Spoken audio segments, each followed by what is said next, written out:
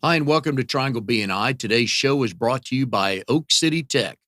Oak City Tech gives their clients an edge over the competition with web and logo design that make them stand out.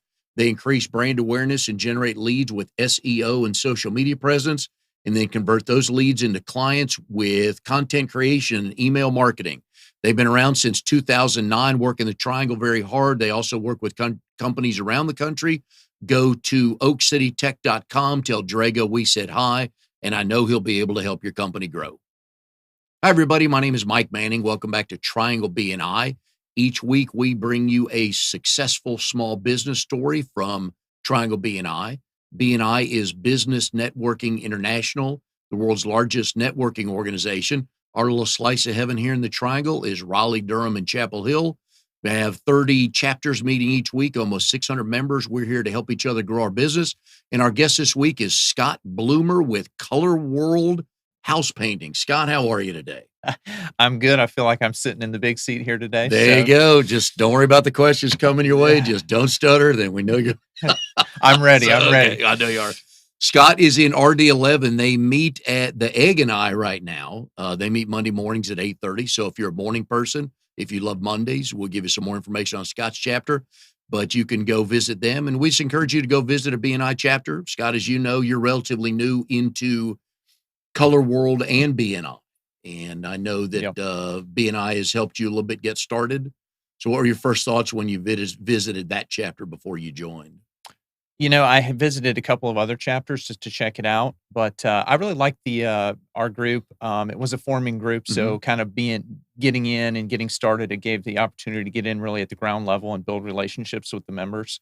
And that's what I really liked is there was no we were just building our framework. Yep. Being able to be part of that and get started was good. Yeah, it's a good group. Bill Davis has been on the show. Hope Ethington's been on the show, and Kimball's going to be on in a couple of weeks. Kimball Sargent will be on in a couple of weeks. So it's a good show, good group. They've got a lot of experience in there, so I know it'll help you.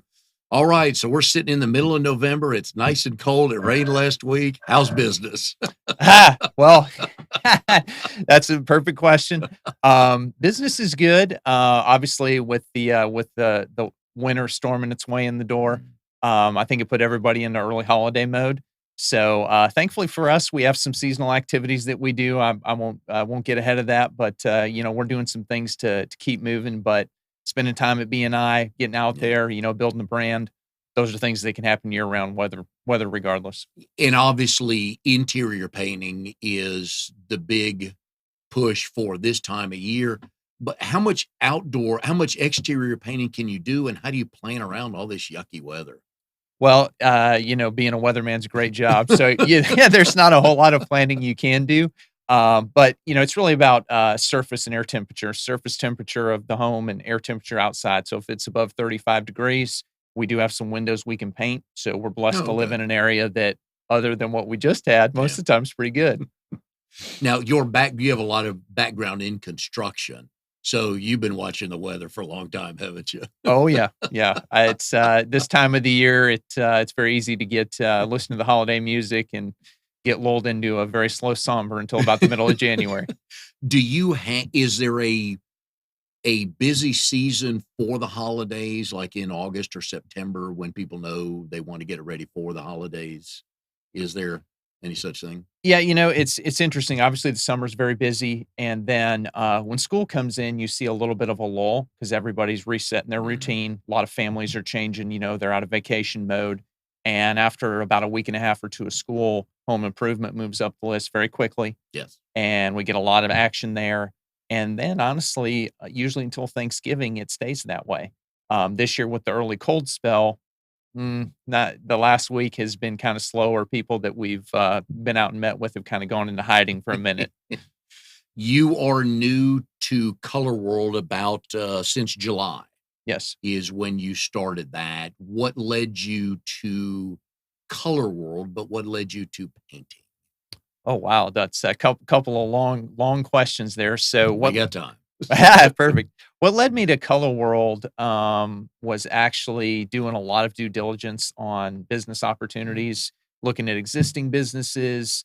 I've always been very much in a service or customer service type industry, so that really hit a chord with me. And as I did some diligence on some existing businesses, what I really discovered was I didn't really want to buy existing problems Yeah. or lack of infrastructure, et cetera. So that kind of pushed me towards a franchise model, which inevitably led me towards Color World. And to be honest, at the beginning, I was not overly thrilled about painting, but as I went beyond the initial layer, I saw that it had all the elements that I really enjoyed, working with people, building relationships, a lot of things like that. What else were you looking at out industry-wise other Sure. than painting? I looked at, plumbing, HVAC. I actually looked at a really cool concept called Redbox, which is Oh, a yeah. dumpster. Yep. So I did make a bit of a circle around in the franchise area as I had done before in existing businesses. And, when I got into the Color World pitch, it kind of, guess it got its hooks into me and I never really came back out. Yeah. My brother and I owned, I guess from December 2012, I think it was, till this past April, we owned a commercial cleaning company. We're a Oh, yeah. franchisee commercial cleaning company. And we had the same thoughts looking into what to buy. Uh, it's buying an existing business. The benefit is usually there's recurring revenue already Yep. because the client base is built up. But Hmm. as you said, you could be buying some problems with that. And we thought, since we really didn't know that world, whereas you come from construction, so you kind of knew the painting world to a point of kind of what to think about. We didn't know much about commercial cleaning at all, but we liked the model because it was recurring revenue. But with painting, you kind of don't have that, do you? No, you don't. So that's actually one of the biggest areas of focus as I'm building and growing is how to create Mhm. recurring revenue opportunities, whether that be clients, obviously with BNI referral partners, anything I can do to create recurring revenue streams is huge.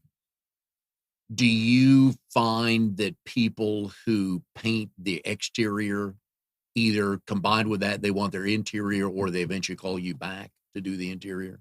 Yeah, I've actually had several clients that have been looking to do both interior and exterior at the same time. And the hope always is, we go and do a project. A lot of times I do work that's almost like a conduit.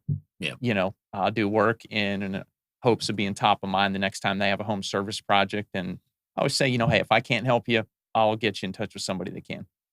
We've had numerous service industry people on the show, and I always learn one of the things I learned a few years ago, and we talk about this all the time on the show when we have somebody from your world on here. If you're the homeowner, please ask for insurance for this. We talk about this all the time, but there's a lot of companies that do not have commercial insurance. And if they get hurt in your house, your homeowner's insurance has to pay that. Hmm. Tell me people ask you for your insurance. They do, and here's the $1,000,000 question that very few people ask is Yes. not only do you have insurance, you Yes. have workers' comp, Yes. And can I see the policy? Yeah. and is We it current? yeah, exactly. We had, like I said, on the commercial cleaning side, I think in the almost 7 years in the 7 years or so we owned it, however long it was, I think 3 people asked if Wow. we had insurance. And to all 3, I said, "Yes, we do," and only one goes, "Let me see the policy." For commercial cleaning. And we're going and in a small business, this, that's your life. So Mhm. if you own a dental office or whatever kind of company, and we come in there at night and your employees aren't there and all you know is I verbally told you I got insurance. I'm stunned that I couldn't believe people didn't ask me more. And then I finally started telling people we got insurance, we're licensed, bonded, workers' comp, all that good stuff. But it just blows my mind that people let you walk in anywhere. You must have been one heck of a salesman. I guess they just They blew right past risk concern, and they loved you. I've told people whether this is the correct thing to say or not. If you really want to get into somebody's company and do some espionage, get their cleaning contract. I showed up one time at a company that we know that we had the account and we've been cleaning for about a year, and there was a new guy there that night. And he goes, "Can I help you?" I said, "Yeah, I'm Mike, the cleaning guy." He goes, "Oh, come on in."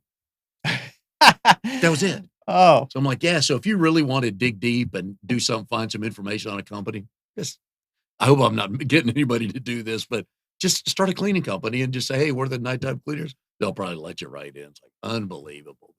But I would hope that people would ask you that. So the other thing that we've learned is what separates any business is your procedures for how you paint, how you get your price, so talk a little bit about what the customer can expect when they've signed a deal with you. Yeah. So the one thing that I talk about a lot when I'm meeting with people is communication. Hmm. It's very important to me that the clients know and understand that we are accessible. Now, that doesn't mean that we're always going to be there first ring, but it does mean if you call, we're going to call you back that day and listen to what you say. And if we don't have a solution, we're going to work on it. So communication is huge. So if you move forward on a painting project with us, we're going to get the contract signed, make a deposit. One of the nice service bonuses we office is in-home color consultations with Sherwin-Williams. So that's a real plus. They'll actually have a professional come out, meet with you in your home, and help you pick out all the colors inside or exterior. And then once we do that, it's just a question of scheduling. And most of the time, we're turning jobs around. We're on site 7 to 10 business days after you sign a contract. And once the painters show up and start, we're there until we finish. We're not moving guys around from one job to the next. So really, once the crews hit the ground, it's pretty straightforward, man. Do you have a good eye for color? No. Good. And I want to good. I'm glad you said that. No, I don't. And when people ask for recommendations, I say, I have one color in my house and it's gray, but there's 5 shades. Yeah. So don't ask. My wife, I don't know what your wife is like, but my wife has a wonderful eye for color. She used to do some interior decorating, stuff like that. Oh. And we'll be walking somewhere and she does one of two things to me, which drives me nuts. One is we'll be sitting at home. She goes, "What do you think about this color for that wall?" I'm like, "I don't know." So I'm half colorblind, so I can't match them anyways, or tell them apart. Even if I can't match them. You see blue on blue today. I'm real good with that. Like Garanimals. She sends me on the house with a Garanimals, do that. And then the other thing, we'll be walking in a store and she'd point at a color or something like that. "What do you think about that on this chair?" I'm like, "I don't know." So what do you tell people when you're doing a walkthrough with them on color samples if they ask you? I honestly, I go to the Sherwin-Williams thing. Perfect. It's a great service, and I tell everybody to take advantage of it because it's included. It's not just the color, it's the sheen. So, you have flats, you have eggshells, you have all these different sheens, right? And, hey, I could tell you what I think, but to be honest, it's your house, you're living here. Let the professional come in and help you pick it out and get it right. It's the best thing you can do. I did learn that all the Sherwin-Williamses of the world have that app on your phone that you can just literally hold up to the wall, which I think is outstanding. Oh, it's cool. There's some cool laser technology. Takes a lot of pressure off you. Oh, yeah. You as Color World, did you have to go to the local Sherwin-Williams to build that relationship, or was that built in with the company? Yep. So that was one of the big pluses for me in the opportunity is the national relationship with Sherwin-Williams. So I've got a home store here in Cary. I've got a dedicated rep that works with me every day, and I mean they're like the employees that Nice. aren't on my payroll. So it's been a huge plus, and they're a great company, great product. No, very nice. So we bring Scott on the show for a couple of reasons. One is he's entertaining as all get out, and he's a house painter, and we feel bad for him because it's rainy and cold and yucky right schedule. Now. But you're in for a treat, folks, because if you have not put up your Christmas lights, Scott's so smart, he realized during the downtime, may as well put up Christmas lights. So his company, you can actually call him at this number on the screen here in just a minute to come to your house and put up your Christmas lights. For the husbands, we would do that because we don't want to put up the lights, and B, impress our wives because she said that I'd like them up by this weekend. But you were on the phone just a minute ago before we started the show. You bring lights to people. They don't have to have their own, right? That's the beauty of the service. Oh man, how could you not call you? Yeah. So the whole key is that this is the easiest thing. It's a service. Yes. Which means you're paying for the service.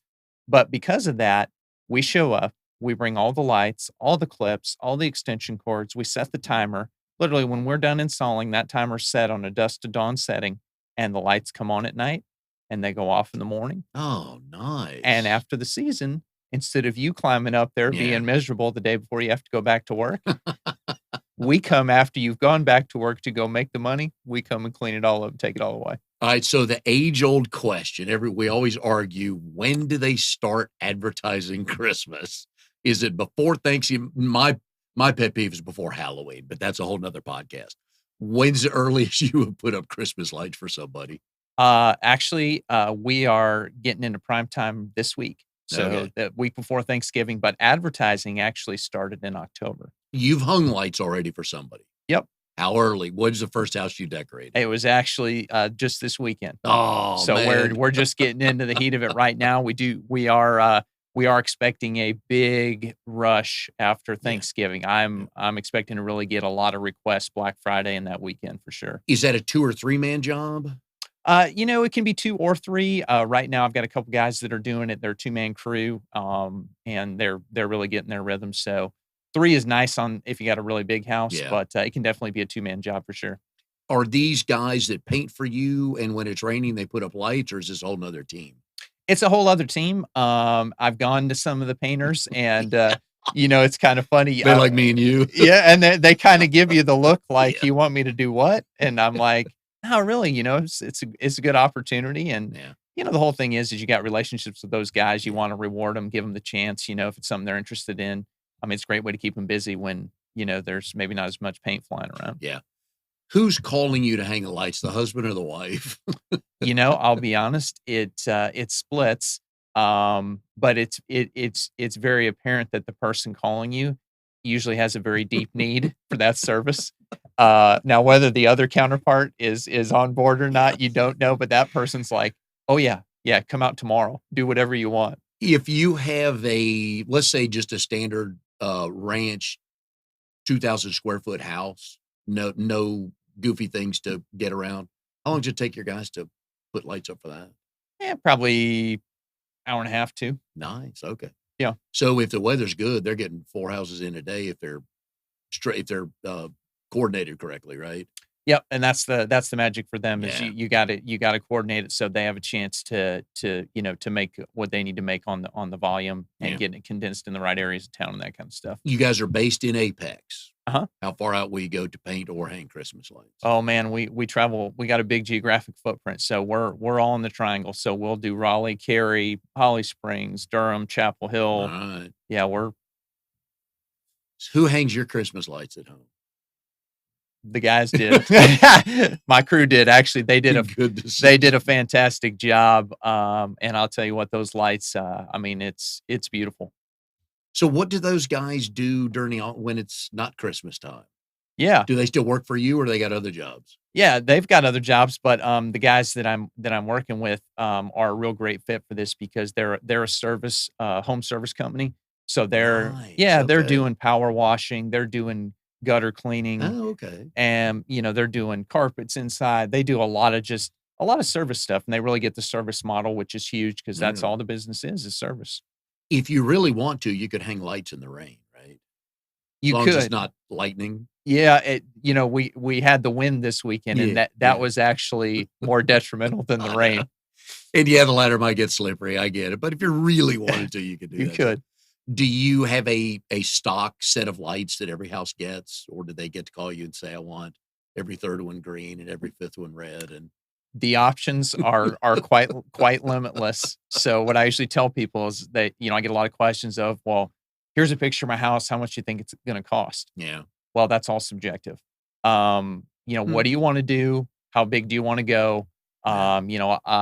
Most of the people we've been seeing are doing the classic look, the warm white lights. Okay. But we do the bigger bulbs. If any of you are familiar with the terminology, it's a C9 bulb. It's an LED. And they look put off a lot of light. They look super professional. I mean, it's a nice look. You can do multicolored. You can do red, green, bicycle. Flashing, blinking if you want to or not. Hey, we got trees we'll bring to your house. I mean, wreaths. Nice. We'll hang wreaths, garland. Okay. Yeah, I mean, you can have Santa's Village. It's just a question. Have you had the Griswold phone call yet? No. Okay. I'm waiting for that one. I have ended up in some interesting people asking for some interesting places. So if you don't know who the Griswolds are, it's a Christmas Vacation movie with Chevy Chase, where his Randy Quaid was the brother-in-law, and they lit up literally the whole front yard, the whole front of the house, and everything. Just Google. If you don't want to watch the whole movie, I don't blame you, but just Google. Oh, it's a YouTube clip for Yeah, sure. go to YouTube and look for that because it's quite impressive. You would not want to be the next door neighbor of the house, but on its own, it's pretty impressive. So my guess is once you do such a good job this season, that word's going to spread fast with every client's neighbors, isn't it? Yeah, that it really is. And also, I mean, from a painting standpoint, it's such a Yeah. great way to get in and be a conduit for other services and things like that. Yeah. So, I mean, that's the goal. We want to, I'm by nature a people pleaser. So whether it's lights or paint or whatever, I want you to be happy after we do something for you. And do your Christmas light hangers show up in the Color World truck?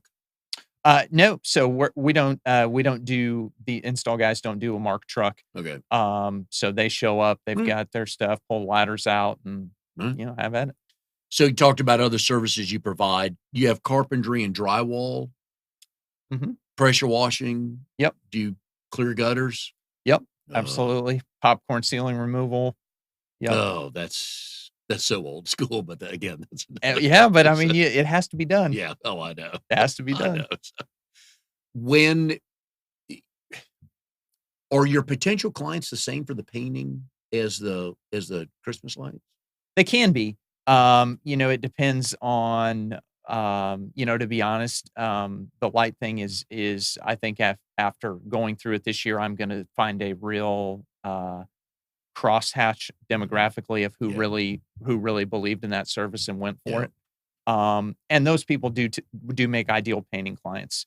But we paint for people of houses of all sizes, all project sizes. I just had a lady 2 weeks ago in Cary that was a retired Wake County school teacher, and we painted 2 storage sheds for her. Okay. So I Yeah. mean, we go big, we go small, and everywhere in between. And I know you love the phone calls. They say, "Hey, I've got a 2,000 square foot house. How much will it cost to paint?" Yeah. Oh yeah. My guy will be out there on Wednesday. How much you charge per square foot, all Yeah. that good stuff. Yep. And technically, there's an answer at the end of the project, but before the project, you have no idea what you're going to get when you get there. What are the surprises you guys find when you get to a house to give them a bid? The one that's always a lot of fun is when you show up and there's 3 other painting companies there. Oh, geez. Yeah. So you get the Jeez. yeah, those are not fun, but, it's interesting because, especially when you go inside, you're really stepping into somebody's life, Oh, so you never know what you're gonna see or how cared for the house has been. well, and that's the thing. They Yeah. most people don't know that the square footage of their house, anyways. They're off by 300 or 400 square feet, which makes a big difference in pricing. You try to explain that to people. Yep. But you have, again, going back to the interior, that could be just beat up and 40 years old. And Mhm. that's the toughest part, I'm sure.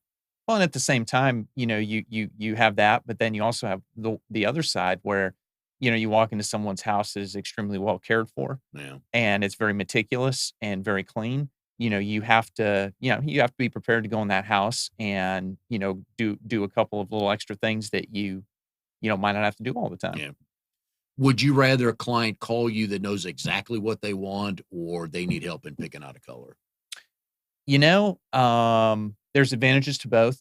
I actually like working with people that kinda have a problem they need to solve. Mhm. Maybe it's not a color, maybe they have damage on the outside of their house. Yeah. Rotten wood, Yeah. special circumstances. I love problem solving, so, if it's got a little wrinkle to it, that's kinda fun.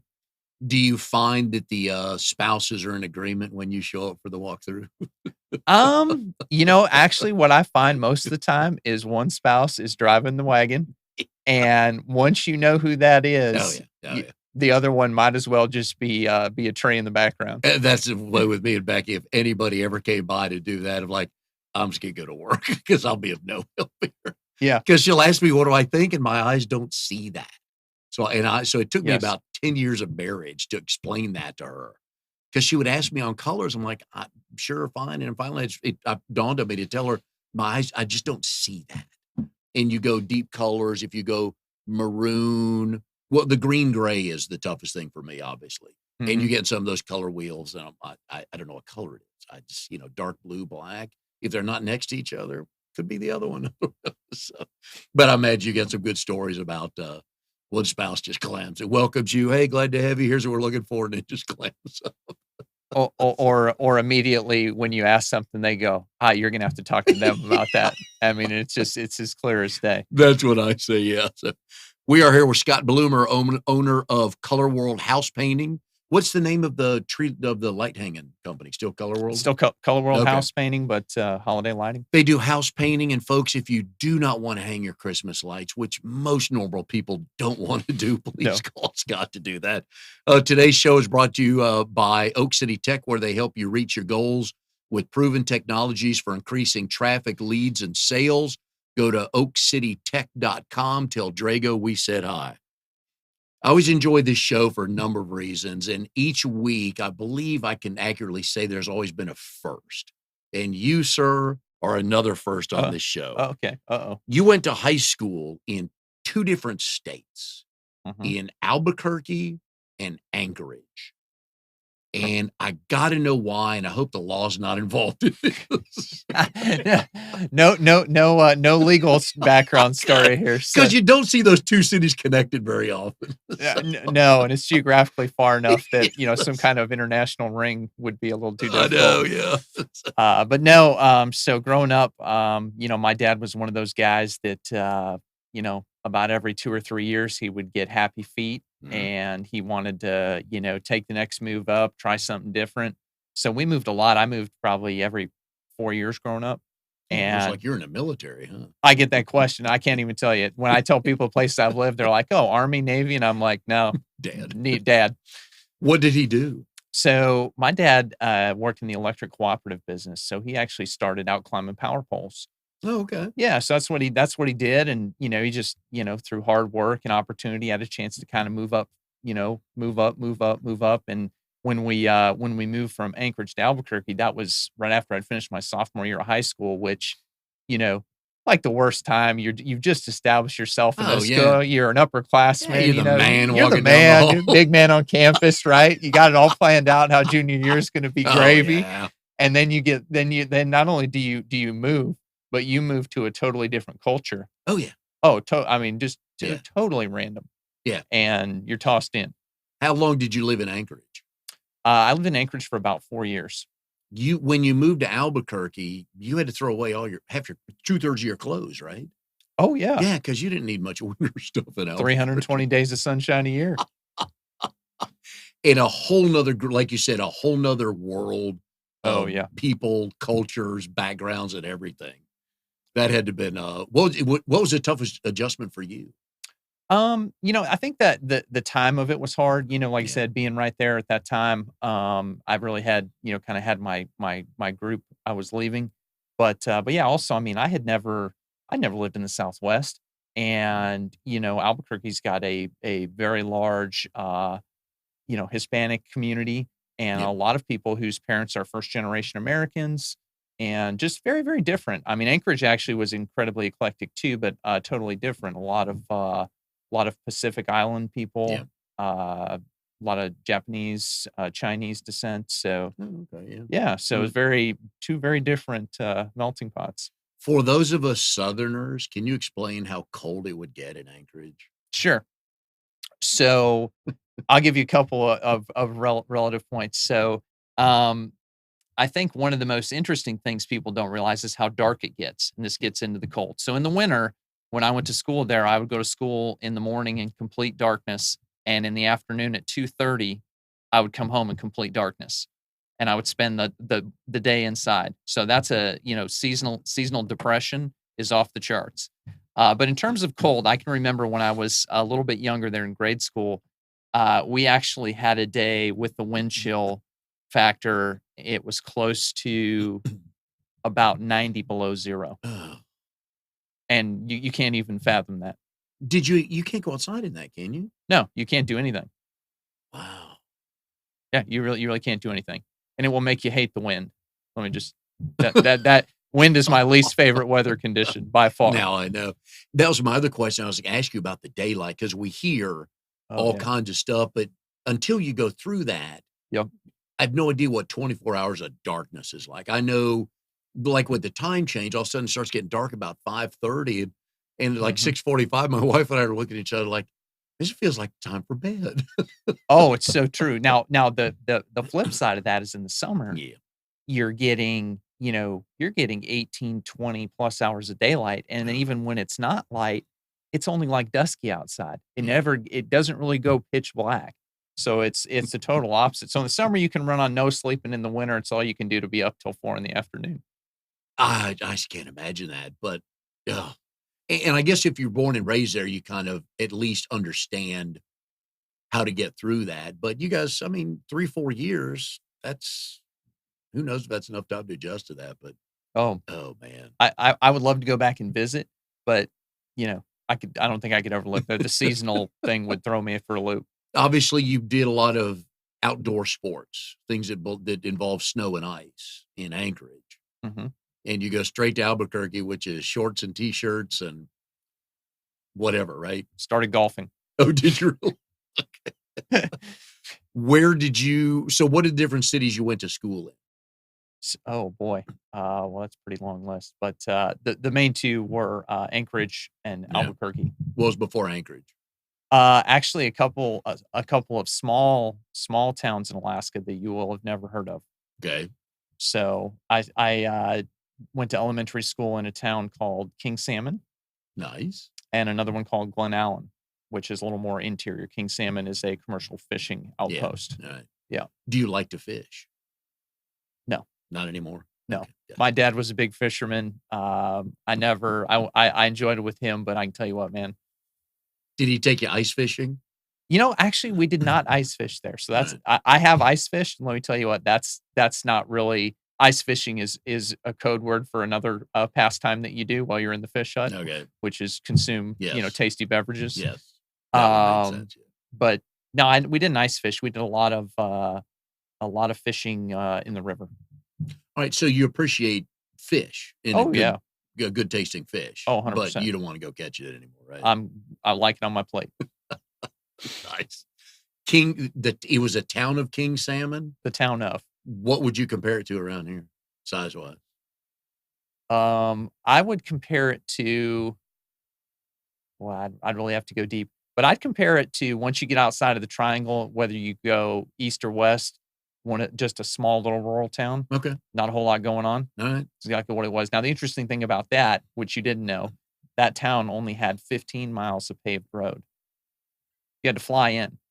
You could Nice. not drive out. Oh, really? Yeah. So if you got to a Oh, point where you really wanted to get out, you had to get on a plane.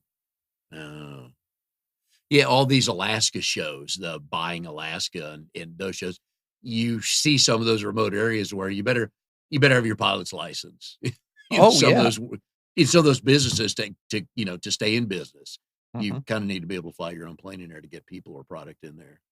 Hun- Man. 100%. The other thing I tell people too is I say, it really is the last frontier up there because Yeah. they're totally disconnected Yeah, I geographically. I having watched some of the shows, I believe that, but I have no concept of but having watched some of those shows where there's people out in the remote that I kinda get that I guess you gotta like it, right? It's one of those things you're either wired that way or you're not. But they truly, it's very very much they're there and they're going to do what they want to do, and Yeah. they do a lot of them live off the land. I mean, it's a very different life than what we know here. Oh, yeah. Yeah. So, from Albuquerque, because I know you did University of Phoenix. Hmm. Was that in person or online? It was online, so Oh, after yeah, oh, well, actually, I made a stop in the Midwest. Lived in the Midwest for 4 years before yeah. I was in North Carolina, but ended up at the University of Phoenix. Actually, after I got married, went back. After I got married, I was working full time. My oldest daughter was born, so Yeah. just threw it in there with everything else on the pile. I have trouble doing a one-to-one on the phone. I could not take a class online. I admire people that can do that, but I just get way distracted. I just can't do that. So kudos for you to do that and get a degree out of it. So, It actually helped me condense. well, in that time of your life, that Sure. made sense. But if you're 19, Oh, gee, yeah. I'm not going No, to do it. So no. I always like to ask people how they met their spouse, and you both tell it the same way. No, Good. because You have my undivided attention. yeah. So the way I met my spouse, and I'll give the short version of the story. Okay. So I was actually going to taking some classes at Wake Tech, and thought I was had an ambition that I was going to be some kind of an architect or something like that. So I was taking some drafting computer courses. And one night I was the last student in the room, and my teacher that was teaching that course was an elderly female, and she said to me as I was packing my things up, she said, "Can I ask you a question?" I said, "Absolutely." She said, "Are you single?" And From the teacher. from the teacher. And Nice. at that moment, I paused because I thought, okay, this is now taking a turn Yeah. that I don't know that I'm ready for. So when I told her I was, even though I hesitated, she said, "Oh, great." She said, "I've got someone that I want you to meet." And a roommate of hers had been a roommate of my wife, my future wife at that time. So I ended up getting together with my teacher and her friend, who were a little further down the road than I was, and my wife. So it was kind of an interesting thing. So we met on a blind date through that connection. And did you both enjoy the date, the first date? And how soon after that did you actually start dating? Sure. So, what and my wife will probably would tell it differently, but I remember her being very quiet and me conversating with these 2 older ladies that were there. So that was kind of interesting, and at the end of the night, I asked her for her phone number. I actually lost it, Good.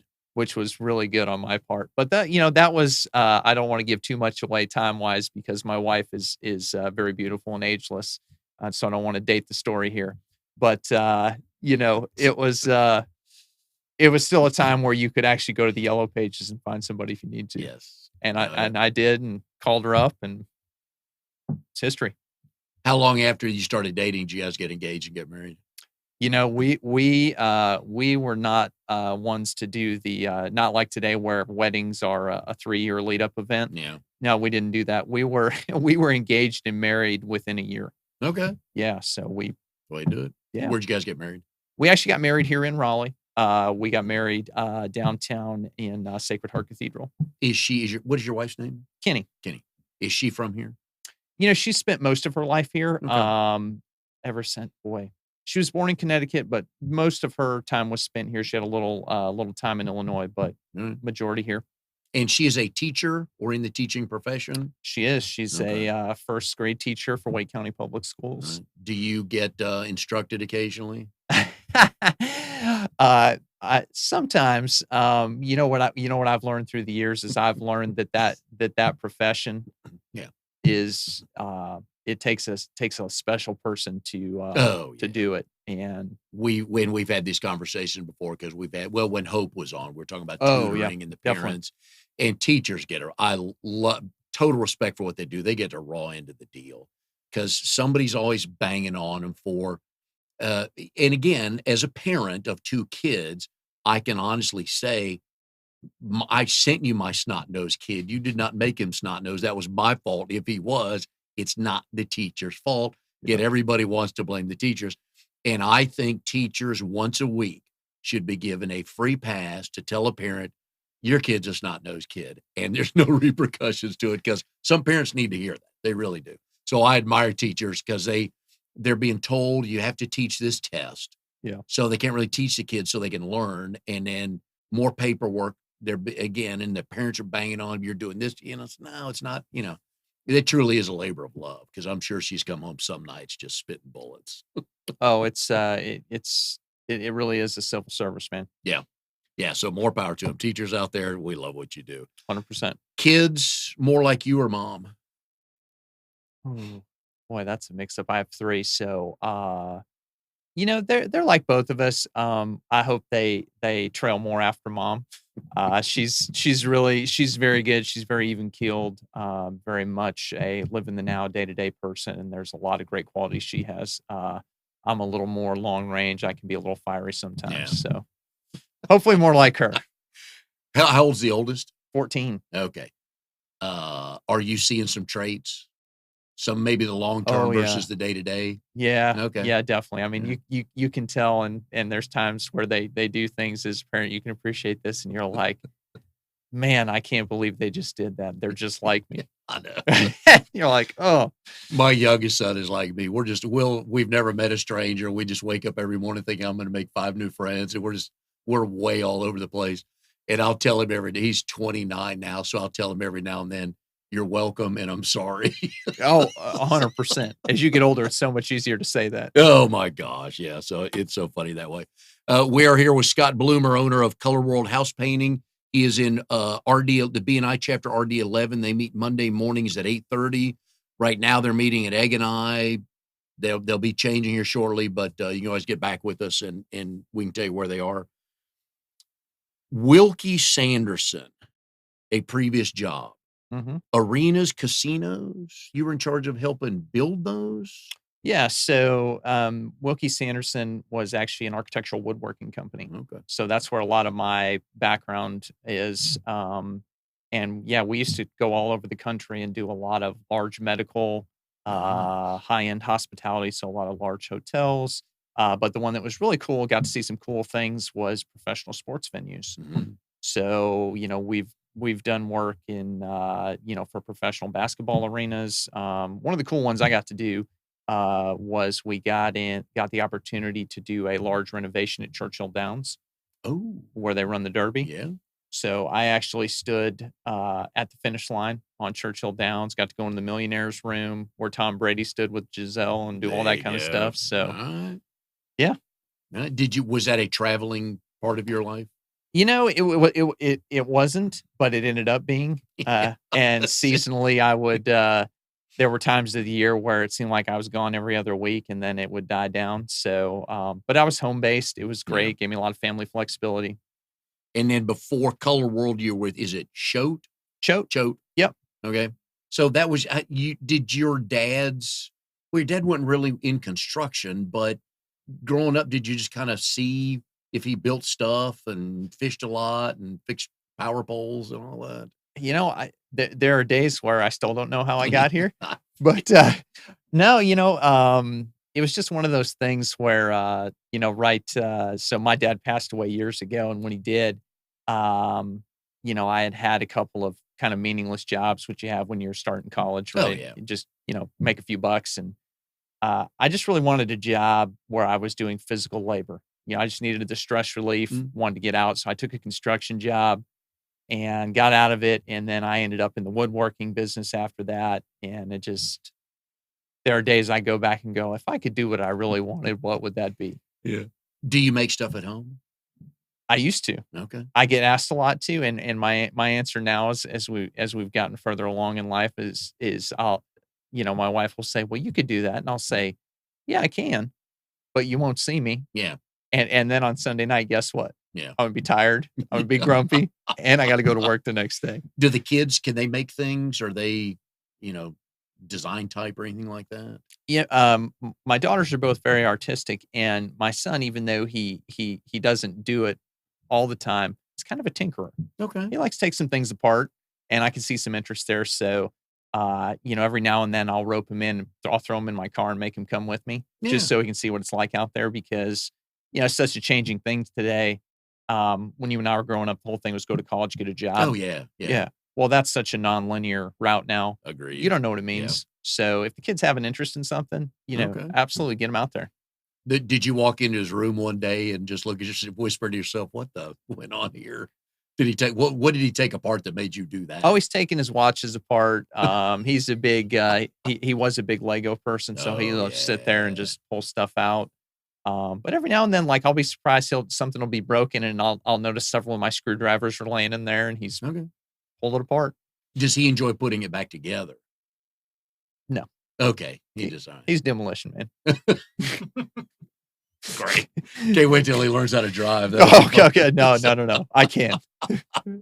Yeah, you have to build up your insurance. That's Need right. a few more referrals from us. Yes, insurance people, I'm available. Yeah, really. So, what have you learned being a small business owner? Oh man. What's first 2 or 3 things that just jumped out at you when you first started this? Um, I had I need to be a marketing and lead Yeah. generation expert. Um, Yep. that's probably the biggest thing that has smacked me in the face. But other than that, I'll be honest, I think one of the best parts for me is just I get up every day, and even though it's not perfect, Mhm. I get to really everything that I do has an impact on where I wanna go. Oh, yeah. And Yeah. that's been one of the most awesome experiences, and I've learned a ton. The marketing thing was a big one for me. Really understanding that, through referrals and networking Yep. and digital and all these different things, I had to quickly start to become an expert in that. I'm doing the same thing with my coaching business as well, being more aggressive and more visible on social media, and that's a change for me as well, posting because I have to Yes. put a schedule down.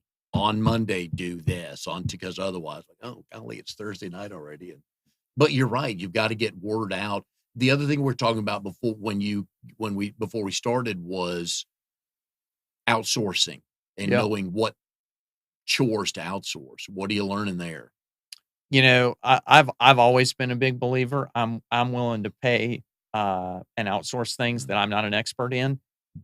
I think my big learning curve has been, m at least early on. There are a couple things I maybe could have held on to a little bit longer and maybe worked a little harder to find that perfect partner, but I'm a big believer, insurance, I'm actually trying to find a way to get some help on social media because it's not a Mhm. strong suit of mine, and it just can't turn into the rabbit hole of time, which it will for Yeah. me. So I got a couple people to run by you, oh, about definitely. that Would stuff. love to talk to him. What's your wife's role in the company? You know, um She doesn't have one, other than she is obviously my biggest cheerleader, Yeah. and there are days where, you know, I'll just say, "Hey, I just need you to hear me," Yep. and that's worth so much, but, to be honest, with her, she loves teaching so much, that's her passion. Teaching and business Mhm. are like foreign languages, and you the rules are just so different.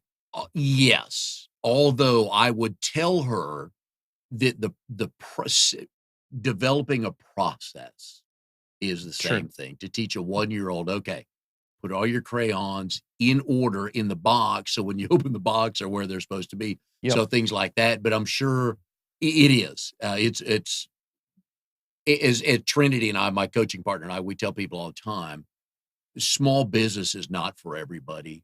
Mhm. You have to be able to do 2 things. One is jump off the ledge and say, "I'm good. I'm gonna try this." And the example is push all your chips in the middle of the table to bet on yourself.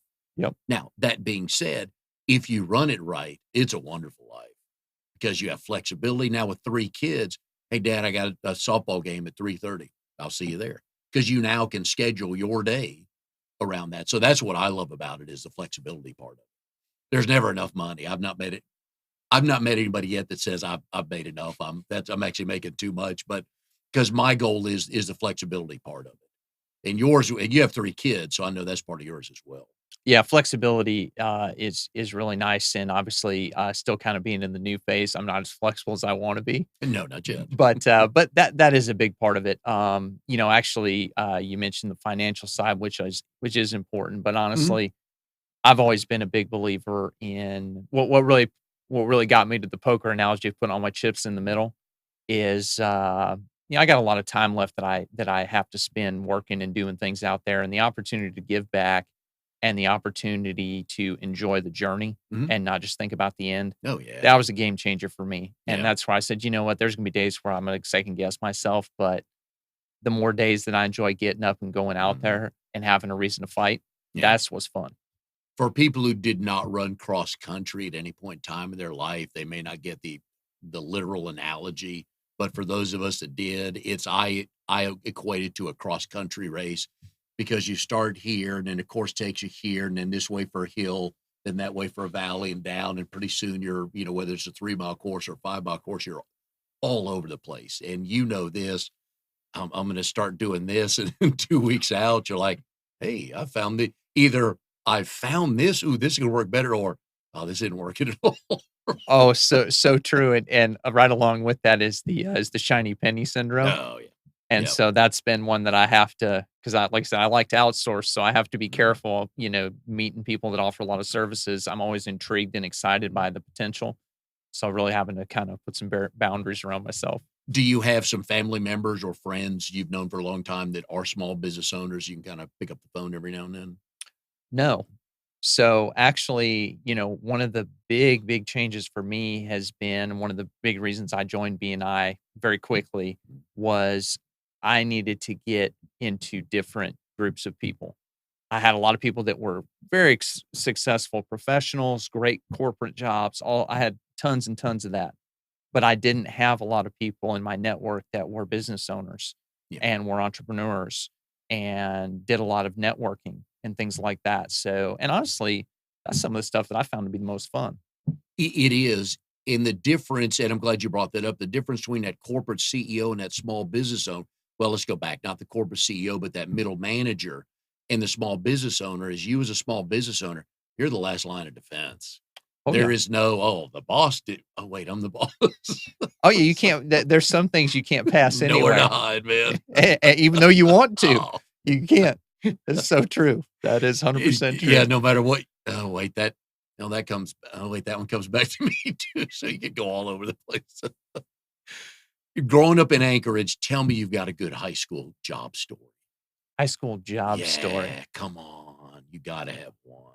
Well, I was just starting to work, so it's not super exciting, but this will date me a little bit. Actually, the job that I had there when I was in high school is I worked at Blockbuster Video. Word is that the last one standing? It is. I actually worked at You worked there? the second to last one. Oh, The nice. second to last one. Yep. The guy that was the manager there was a friend of our families, and he gave me a job. And Wow. wow, what a difference! Man, I heard a story years ago that they had a chance to buy Netflix. I heard the same story, and they turned Oh, it down because they couldn't see it. yeah. Yeah. Yeah, it takes a special person to see 5 years down the road, or even if they just see that brief light. You know what? I think oh, yeah, but, oh, when I heard that story, it's like, "Okay, that makes sense." But last I read, there was still one Blockbuster left. Yep, and it is in Alaska, and I can't remember where it is, but they're like the last outpost. Well, I was just gonna use that word. Is that where it is? I think it was, although I could be incorrect. It's either there or Oregon. It's one of the 2. Okay. Yeah. Oh, you know what? Oregon. That's right. Okay, right. But I knew it was yeah, I knew it was out that way, but Blockbuster. Yep. Oh, Back in come the on. day. You're from Alaska and I get a Blockbuster high school story? Oh, man, it was a great job, though. Free movies, I know. 15, 16-year-old kid, free video game rentals on all the Oh, hot you new were stuff. popular with your friends, Oh, weren't you? yeah, Yeah. Hey, yeah, all the good stuff. can you bring this home Friday? We'll all come to your house and play That's this. right. What was there a good job in Albuquerque?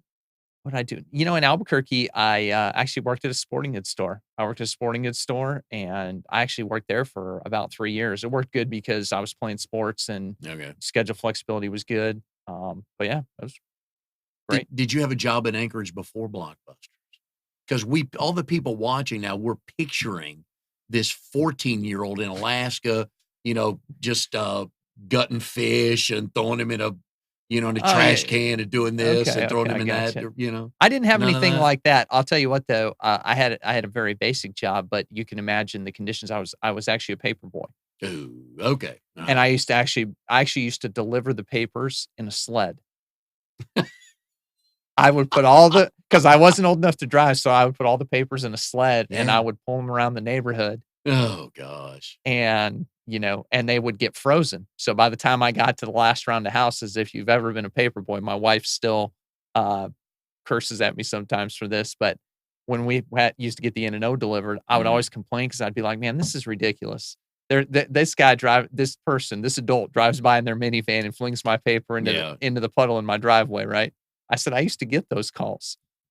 And when I was in Alaska, what used to happen by the time we got to the end of the run, the papers would be frozen. Yeah. So when I'd throw them to the front door, Ooh, it was like a rock hitting the yeah. front door, I boom. well, I'll ask the stupid question. Do you to unthaw a newspaper or to thaw out a newspaper rather? Unthaw. Ooh, don't tell your wife that's bad English from a teacher. She don't wanna hear that. Did they just let it sit in the house and Yeah, get that's all you can do. okay. Yeah, but yeah, I mean, they would just all sit there in a big pile, and they'd get cold, and they'd get hard as a rock, man. How many houses did you have to deliver Oh, I was doing 50 to 60 houses. in the before school? Yeah, What'd you get paid? not enough. Did your dad help you any? You know, sometimes my mom would I think she Okay. would feel bad for me, and she'd put me in the car and, Okay. and I'd hop out and do my thing, but no. Well, I just want to know in the dead of winter how they got the papers to you from the printer.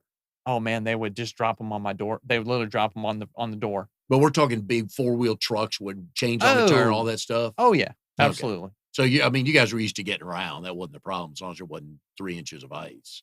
No, But even then, right? that's one of the things here I always laugh about when we get Oh, weather. God. We're so ill-equipped, man. It's We deserve all the scorn we get, because what my favorite is the people that don't slow down.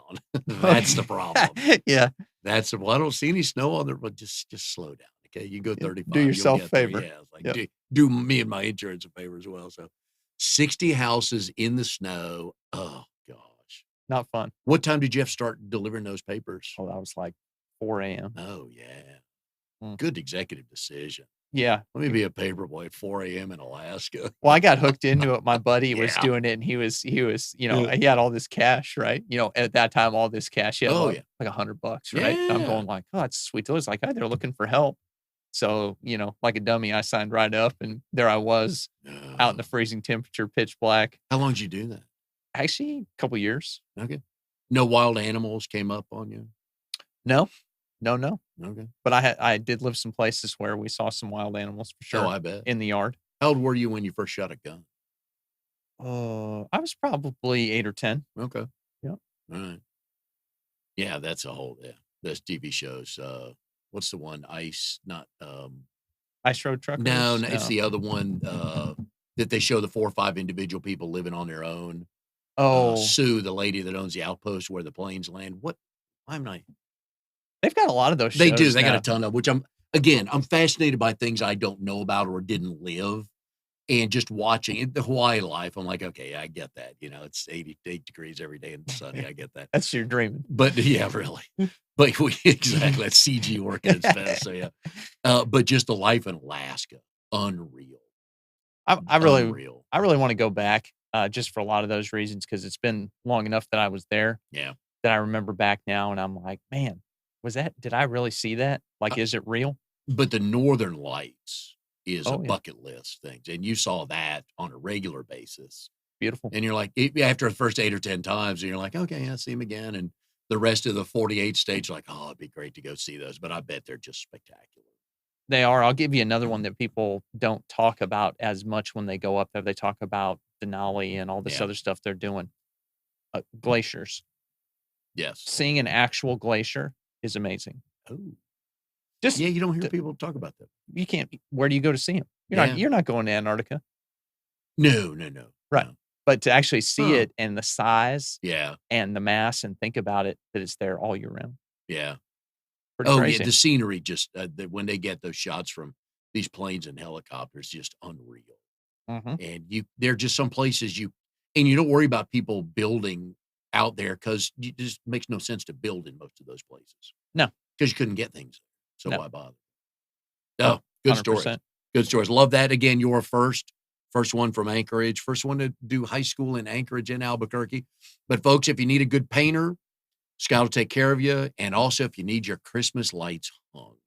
So we hope that there's nighttime rain, daytime sunshine, and you need the ambient temperature to be above 40. Yeah, 40 to 50 degree Okay. winter would be perfect. Because you could kind of paint, you could certainly hang Christmas lights. Oh, yeah. All right.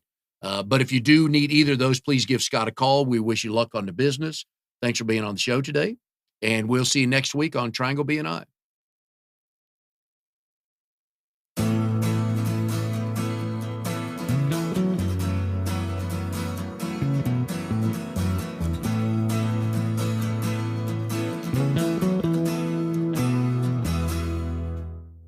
You are tuned to the Nissan Communications Network. If you tuned in too late, you can always watch each program in its entirety or download an MP3 audio file of it in the archives section at nissancommunications.com. Don't forget to subscribe to our YouTube channel, follow us on Twitter, and like us on Facebook. Sponsored by Telestream's Wirecast software, StreamingGear.com, Carolina Apparel, and DeltaForce.net.